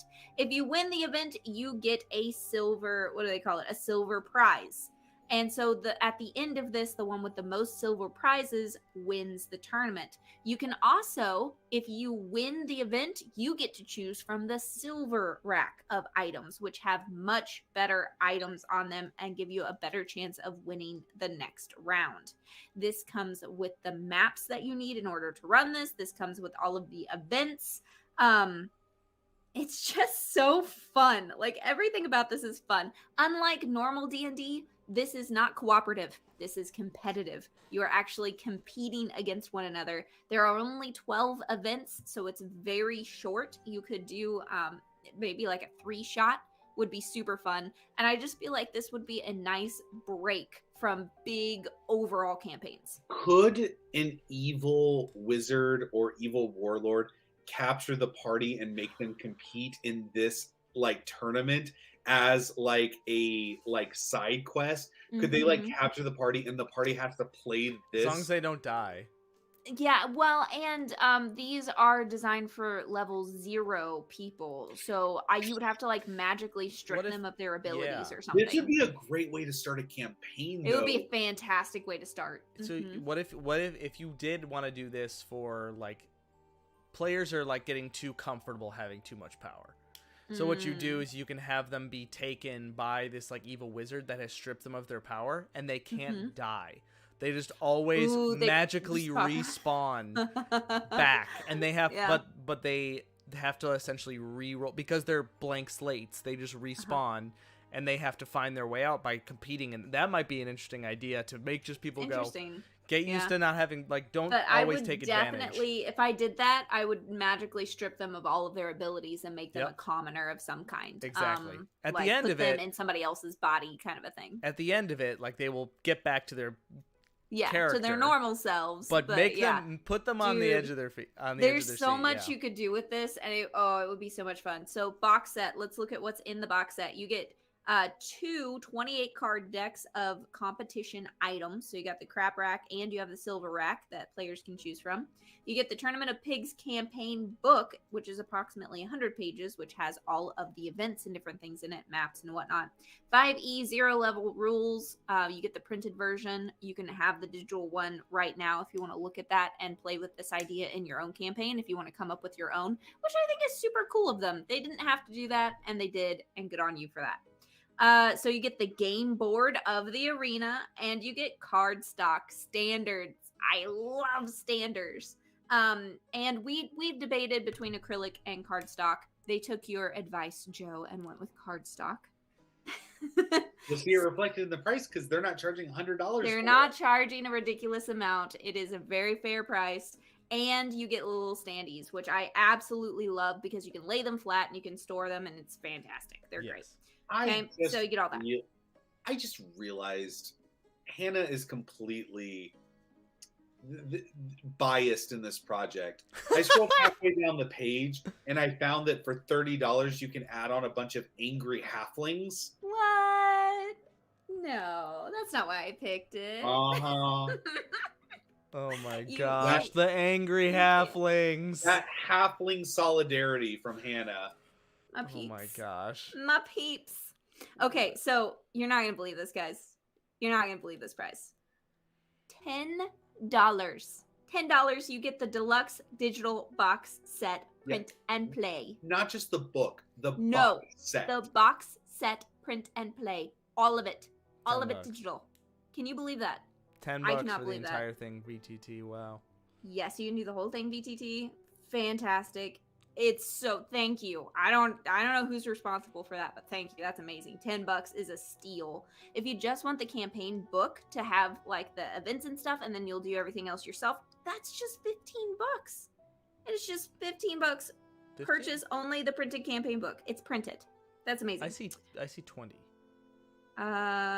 Well, this is on their on the main page. Maybe they changed it or edited it in their pledge, but on their main page, I think it's saying 20 15. right now for Tournament of Pigs adventure book. Maybe make sure those match. Yeah, there's a discrepancy here. It's $15. It's not a terrible discrepancy. If I went to buy it, I wouldn't not buy it because of $5, but still, maybe change that. $20 for a book. That's the cheapest book we've seen all night. Yeah, it is. Yeah. And it's 100 pages, so it's not a tiny book. Like I was like, it's not like a zine.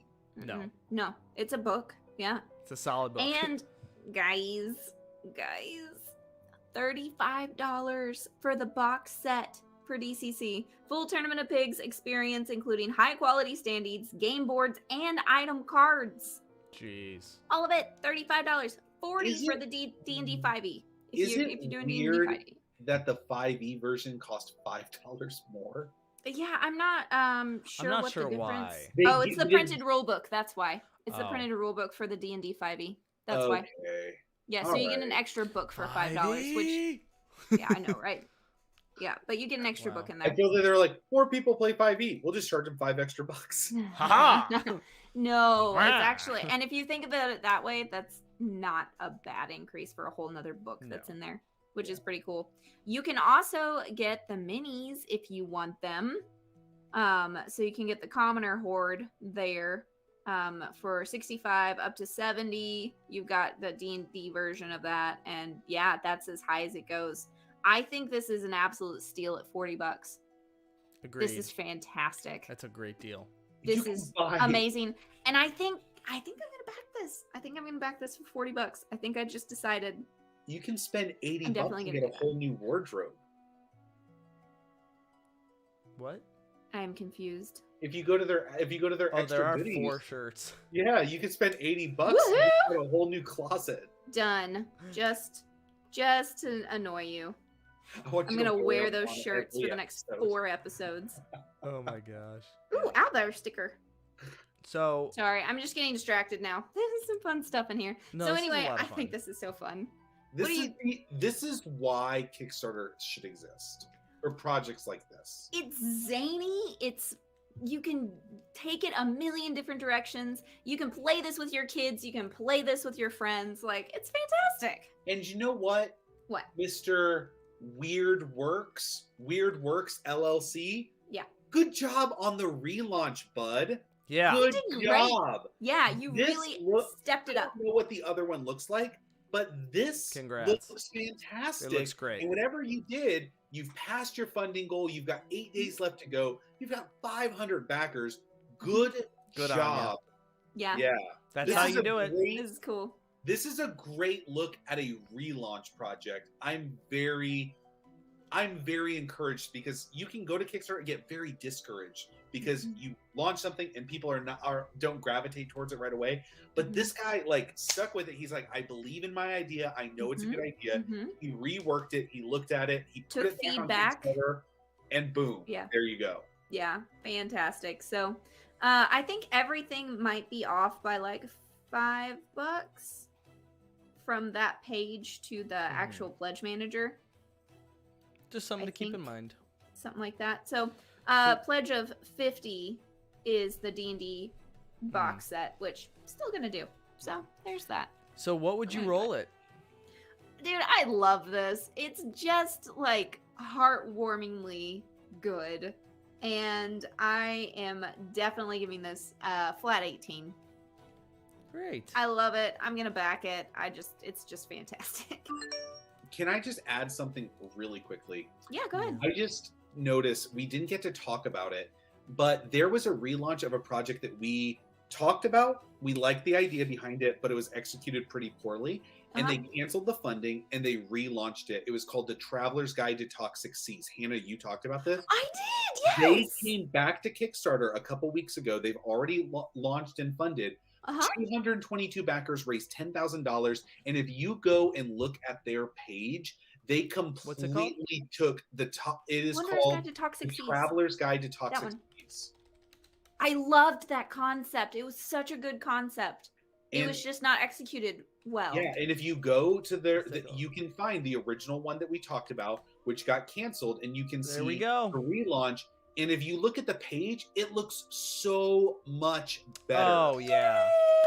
Yay! Good job. Oh, I loved that concept. So I you know thought it what? was They get so a creative. free spotlight tonight. Yeah, Jaren, I Jaren, would Jaren. have done that one if I'd have known. I'm so sorry I didn't. Yeah, I didn't it's pay already done. attention.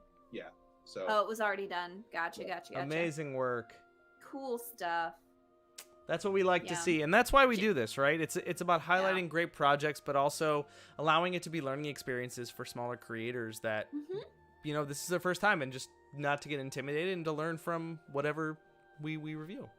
that's not why I do this. I do this to make myself feel better about my terrible addiction. Kickstarter games. That's I very feel like true. I have a purpose behind the amount of money I spend on Kickstarter. Very true. This is just my shame outlet. All right, so Last one. one. I so look forward to the dice Kickstarter. See, I'm glad when I first said I'm going to be the dice goblin, I could tell there's a little bit like, oh, he's got a guaranteed easy one at the end. I'm like, no, but it's fun. You get And to look at. No, it's not easy though. There's so many. There are a lot of dice Kickstarters, and I'm really excited about this one. Sea Shanty Dice Collection. Soon may the Kickstarter come and bring us a Sea Shanty Dice Collection. All right. $99,000, 1,725 backers, 8 days to go. The Sea Shanty Dice Collection, and for those of you who are on TikTok, realize that sea shanties are a huge part of TikTok. Big thing. Huge. So they are making a comeback? Since I don't know what they're making, like the they're 1800s? rising in popularity, I suppose. But this is a beautiful group of dice or sets of dice. Let's take a look here. And what we'll normally do is I'm the resident dice goblin, so I always go through these projects. But what we'll do is we'll take a second. We will each look through and decide which ones are our favorites. And please feel free to comment down below which ones your favorites are as we scroll through these. But So first off, we have the Wellerman. Soon may the Wellerman come. All right, which is absolutely gorgeous. Santiana. Off to Sea. Randy Dandio. Great name. Yeah. Drunken Sailor. What will you do with a drunken sailor? What will you do? And then there's an actual early bird coin, which is also gorgeous. And I think Yeah, keep going because there's more. yes, there are stretch goals. stretch There are stretch goals. goals that they've earned. So Mother told me. My mother told me. Mr. Honeycomb says he's very. They are very excited for the Sea Shanty Dice collection. Dude, I want the coins as much as I want the Right. dice. Oh my The god. curse, the coins are absolutely gorgeous. I love them. I've The got a thing old for coins chariot. anyway. There's a D6 pack. Leave her Johnny. Fish in the sea. I think I know which one Joe is gonna like. Old Maui. And then now we're getting to ones that haven't been unlocked yet. So A Health, and then other coins and such. So let's take a second and say which ones are your favorite. I think I have mine. I got mine. I have mine. All right. Easy. Who wants to start? I want to go first because Okay. I never go first, and you Go guys ahead. take mine. Go ahead. I like the fish in the sea. Fish in which one's that? Fish in the sea It's is like the jade. yeah, with like the smoky, almost like Fish in the iridescent sea? look to them. Was that the Yeah, first yeah. one? No. What? It's in the stretch goals. It's right under the pink ones. It's in the stretch Oh, Fish in the goals. Sea, yeah. Fish in the sea. I'll Look go at that. next. Okay, go ahead. Jess. My Zoom in. favorite ones. It's a good thing Hannah went first because I would have stolen it. I I know. know. I said I knew that know. was gonna because it looks like the ones we did for Wanderer's Guide. If I had to do a backup, I would say the curse would be. Yeah, my The backup. Curse. That was gonna be my second too. I love those But I two. also- Ugh. Mine Mother are. Told I Me think is really mine pretty are too. Off to Sea.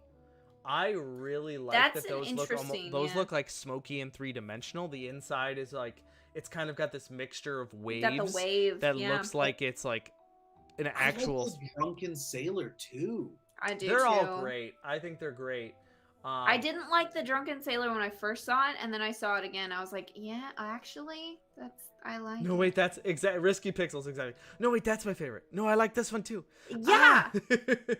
All right. Mother so, Told Me I really like that one too. It's like Oh. sparkly, like mermaidy. Yeah, they're gorgeous. Uh, So let's quick talk about price point here. $16 gets you single shanty 1 set. A full Okay. set of dice. 16? Yeah. Well, Pretty guess you're good. spending $16. Oh, I'm gonna back it. Are we in an early bird? Do I get a coin? Alex, Christmas is coming up, so if you are looking for a gift for your DM, you might want to back at the 2 set level. 2 sets for $27. For you and one for your bestie. 3 sets for honestly 3 sets for $40 is a deal. 50 for Sunken Treasure. That is get you 1 wooden dice box engraved with a skull compass, 3 of every buyable coin, all free stretch goals. I want. Viking ship coin, so it's just the box and a coin. $59. 5 sea shanty dice sets. I want the dice set plus the box. How much is that? Let's take a look. Coins. All hands on decks for $132. 12 sets. 1 unique dice cup, 1 dice scroll featuring sunken compass. Woo-wee! Treasure haul for $298 gets you everything. Ooh, it's a nice dice box too. It is a nice Is dice it? box. Yeah, let's scroll down. Where's the to that. dice box? The scroll is gorgeous. Ooh, we didn't even see the diamond. Oh, cloud. wow, the diamond were all the way down. Okay, Wait, the wooden dice box is nice. I wanna see. Yes, I'm sorry The that we bottom? keep saying it's our favorites this one, our favorites this one, but they're really, really good. We keep The seeing diamond yours. are amazing. By the way, I'm sorry. Where is this pledge out of? It's all in SEK, which I don't really know what it is. I'm It's not some fancy- sure. It's I have Patreons who do Uh, that. And I this can't is remember. it's Swedish. Okay. Swedish. There it is. Yes. Ooh, I like that Sorry dice if box. anyone gets disoriented by me scrolling so fast. Also, the dice, the actual, what's it called? this dice scroll is also really, really cool. Yeah. I think that Yeah. I really I've never seen I like something like dice this, and they scrolls. did the same thing for the Skyraiders, a similar type of rolling Yeah, scroll, it's like a Yeah. which is really nice. It's like a So- portable placemat. So I'm gonna give these dice a roll. Ooh, Can I'm- I make one criticism of these real quick? These No. close? Yeah, go ahead. I feel the numbering on these is a little boring and basic. It is. I feel like if you were going to make your own dice molds and you're going to create all of these cool patterns, why not make some them kind of piratey. numbering system that looks a little bit more piratey? I would agree. Now, one of my biggest pet peeves with dice is when they get so creative with the numbering that you can't read So you don't do the that. number. You So can't you read don't the do that. number on it. Yeah, don't do I mean, that. for example- I honestly, I don't mind. They're nice and clear and crisp and sparkly because they put the gold on it, and I'm cool with it. I love Oh, it. So, for example, if you take a look at the Wanderer's Guide dice, we did a Lord. thematic numbering that is quite legible, but also really attaches to the theme of the Wanderer's Guide. They do on the they don't do on the 20, but Oh, they yeah, do on Hannah, the 6. Did you see the Wanderer's Guide dice? Yeah. For those of you who they're are, cool. we actually did get samples made for the Wanderer's Guide dice, and they Okay. turned Yeah, out if they amazing. did something closer to that, they would probably. But I'm gonna give Ooh, this a roll. sparkly. I'm going to give these a solid 17. They're great. Room for improvement yeah. in terms of the numbering a little bit, but I think these are the great. pricing's great. I'm gonna give them a +1 too for the price point. Yeah, pricing's awesome. +1 for the price point. That was a good one. Good dice. Yeah, Good dice. good Good dice. dice. But we are towards the end of the episode, and this is where Joe kind of opens it up to a question that you guys can answer in the comments, and just something that we can end the show with, and then I'll give my end of the episode spiel. This is really easy for me. Okay, we talked about at the beginning of the show. I want everyone to come up with a really fun pop culture thing that they could put into a D&D campaign Oh, that they no. would think would just be the funniest thing. I already did already. I did Yeah. that at the beginning of the episode, but I will think of something else. Yeah. The Bones No Bones was So I'll go Sounds pretty first great. because I've had time to think about this. Okay. Okay. What I would want to do is I'd want the party to come across a wizard in the wild that's like this like pyromaniac mage who is like lighting fire to the forest, and an owlbear attacks him and kills him and puts out the fire. And then everybody in the town, when they try to figure out what's going on, why this giant owlbear killed him, all the neighbors go, "Oh, that's Smokey. He protects the town from forest fires." So I would want Smokey the owlbear to be a part of my campaign. My God. Wow. I would love to. You've had some thought into that. Well, I would love to set it up Wow. in a way where like it's introduced to make the players be like, "What the just happened?" And then realize that like have this like almost like this long tail where it's like, "Oh, all of that was just you could make a Smokey the Bear joke." I got it. Okay. Less funny, more just fun. Mm-hmm. There's been like disappearing people in this town, and you find out that it's actually a group of like evil gnomes that live in a tree and turn all the people they take into cookies, and they are the Keebler elves. So it's like a mix between Sweeney Todd and the Keebler Elves. And the Keebler elves. Wow. That would be fun. Dude. And they literally like look like them. You can even I forget what the main Keebler elf's name is. But No. Have names? but yeah, they do. He hasn't. The one guy has a name. Oh. But the Keebler elves, but they're like kind of villains, and it's like Sweeney Todd. I think that'd be fun. Oh my gosh.